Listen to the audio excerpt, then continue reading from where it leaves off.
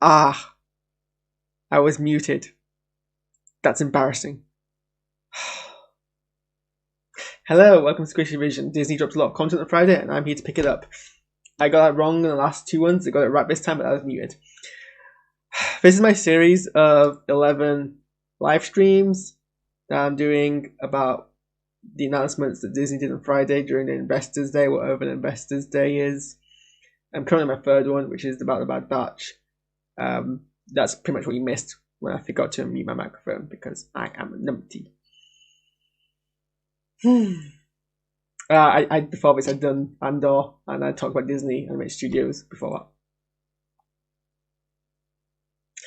So yeah, sorry, I just get my cat. So yeah, the Bad Batch basically refers to a group of clones in the Clone Wars who were cloned imperfectly, and so they have kind of these differences which are actually enhancements that make them kind of specialized, and they're kind of deployed as a Black Ops specialist fighting group that are dropped in different places and basically, a task with doing hard to do jobs or kind of different kind of things like that. They were first revealed in the last season of the Clone Wars, so technically they were first revealed in the cancelled episodes, which were released for free in their pre-finished form. So kind of, the animation was there, but none of the kind of graphics were there. So you could watch that for free years ago, and I did before season 7 came out. And then I watched season 7, which was basically shop for shop, exact same thing, some changes, but most or less the same episode. I'm not sure. Was there ever like a massive following about the Bad Batch? Did people? I'm not entirely sure. Did they exist before the Clone Wars in like another format, but this is like the canonical introduction of them? I'm not entirely sure. I don't get the massive appeal that justifies a spin-off revolving solely around them, because I don't know. They were cool. I like the episodes. They're entertaining, but they're as entertaining as any other the Clone Wars episode. If anything, the ones revolving around the 501st were always the more interesting ones story-wise, and especially the shiny, the fresh kind of newbies that we follow through certain episodes, and they all apart from Echo die. Care more about them than I care about the Bad Batch. I'm not entirely sure why the Bad Batch justified getting a spin-off. Like, I think they were cool for the concept they were brought into, and it'd be nice to see them in like other things, but I don't think why we have to have an entire series revolved just around this. But we are. So maybe it will be good. I'm trying to bring up some facts about the Bad Batch.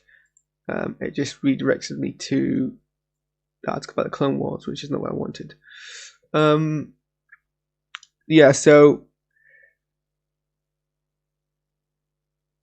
It's a spin-off and a sequel to the Star Wars. The Clone Wars is about Clone Force 99 after Clone Wars, as they basically work as mercenaries, which I guess could be interesting. Seeing what the clones do after the Clone Wars, who don't necessarily join the rebellion and act as, or join the Empire rather, and act as kind of their own independent thing. Other than it's starring these characters, you don't know much about it. And again, they weren't really, didn't really stick out as kind of like, I think there's so many other characters in the Clone Wars you could make spin-offs around, and Bad Batch wasn't my first choice. But let's watch the sizzle reel and see if that changes my mind. They call themselves the Bad Batch.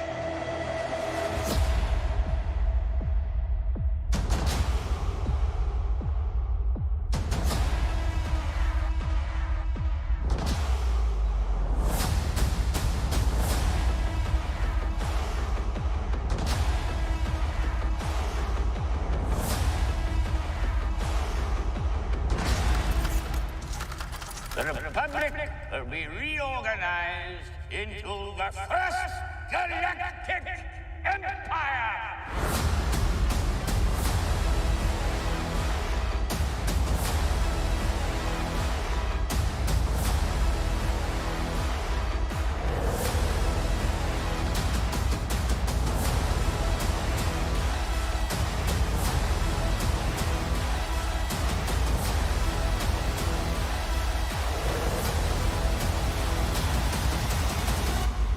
was quite an impressive display.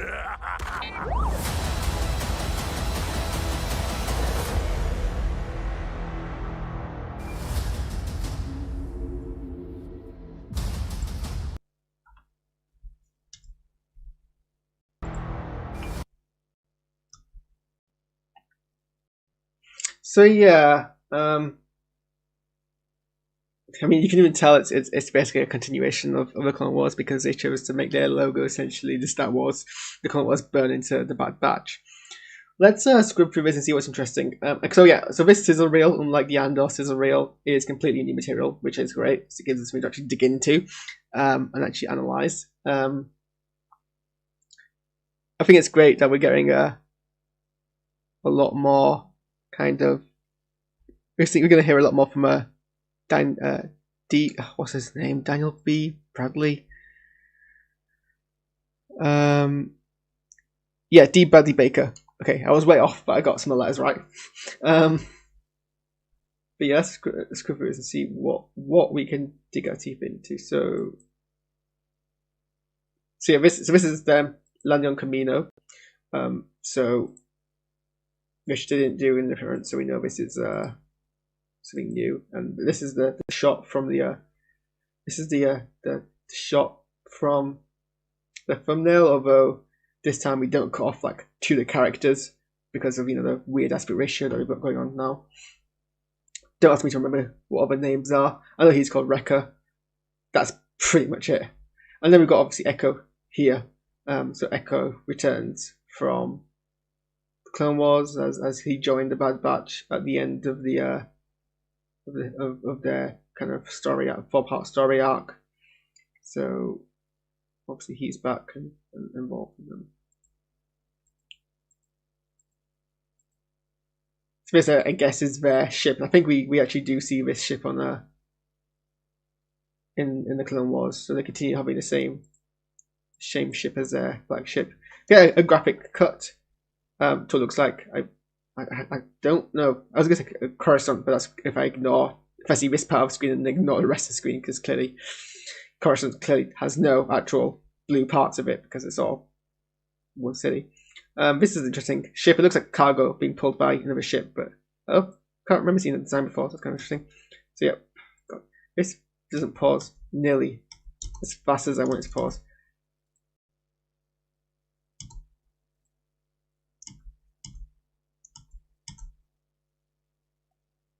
So we're basically seeing them all kind of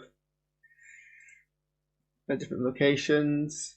I'm trying to work out which one is Echo, because obviously Echo will be the first time we see Echo in a Bad Batch style uniform. Maybe it's this guy here,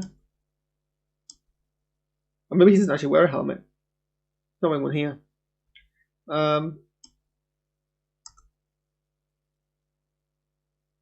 This design does interest me a bit. It looks like kind of looks like a mix between Phase 2 clone armor and early Stormtrooper armor. I don't think it's Phase 2 armor, right? Because it looks a bit different. The helmet looks a tiny bit different. But I don't know why they have like an intermediary type armor between.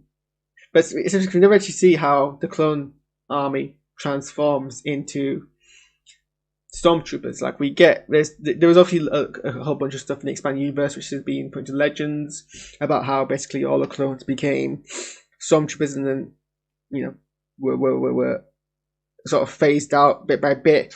In legends, at least, the 501st was the only legion of Stormtroopers which kept clones the entire time through the Imperial era. That was pretty much established in Star Wars Battlefront 2 and a whole lot of other things.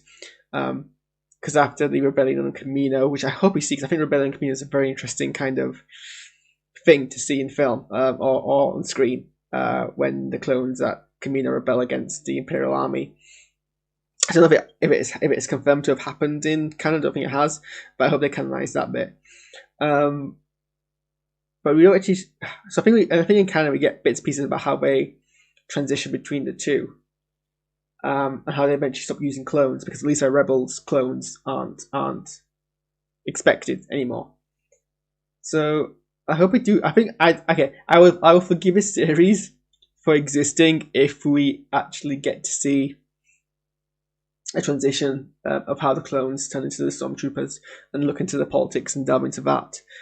Even if it's just a background thing, I will absolutely be into that as a thing.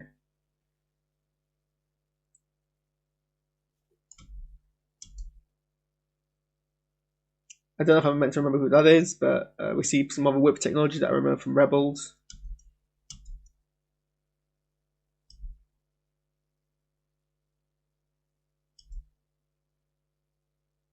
City. Oh, there's a guy hanging there. That seems relevant. These shots this planet, he do seem to have a very Agabara feel to it. A lot of shots of that ship flying to different places. I think they're keen to give us the impression that we're going to be following the Bad Batch over 12 episodes through a lot of different planets.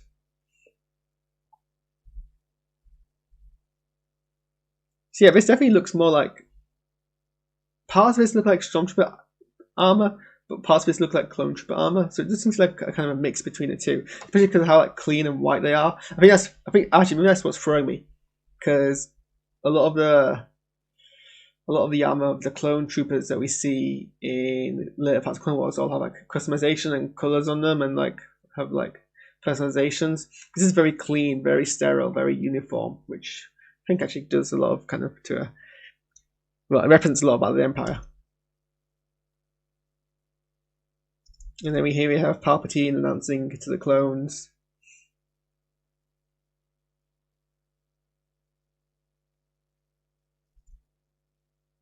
Ooh, I think these might be the green visor. These what are they called? I should know this. They're I think they're a form of ARC troopers. I think we even see them briefly in. I know what I'm referring to here, but I'm not that much of a bigger fan of it to really remember off the top of my head what I'm referring to here.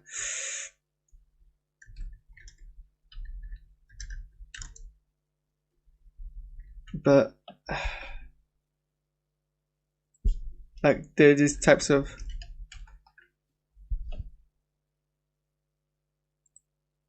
commandos. I think Republic commandos.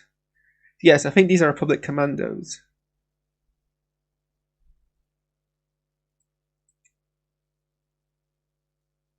That I'm referring to. Maybe I'm referring to Delta Squad. Okay, so the green visors. So these are Republic commando. These are clone commandos. So it'll be interesting to see how they play into all this as well. And you can see they've got like slightly more dirtier, customized armor. Appearance makes them look more like clone troopers. So I think we're getting a lot of dynamic between kind of how the clones all split up and become completely like fractured as a family afterwards. I think that'll be interesting to kind of delve into. So this is a character who we get a lot of.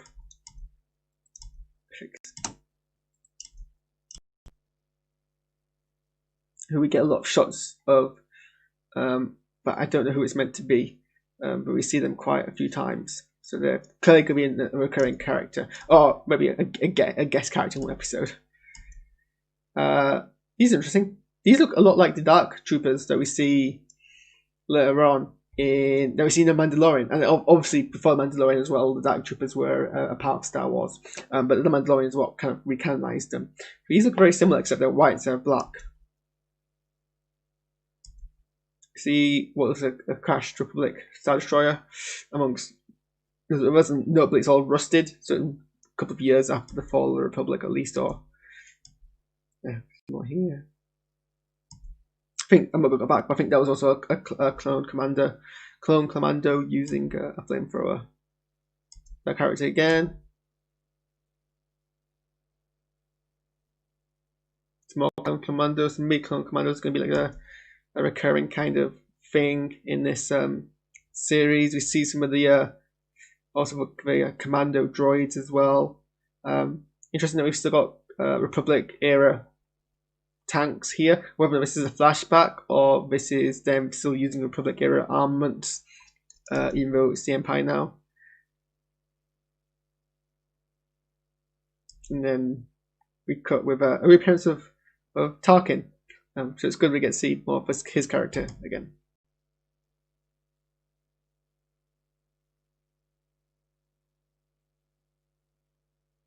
So yeah, okay.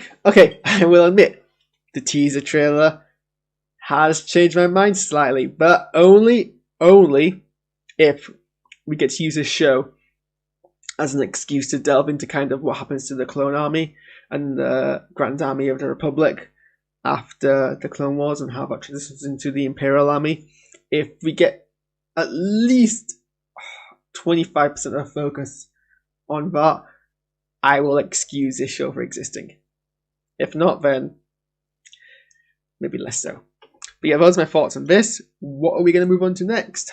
The next thing is going to be...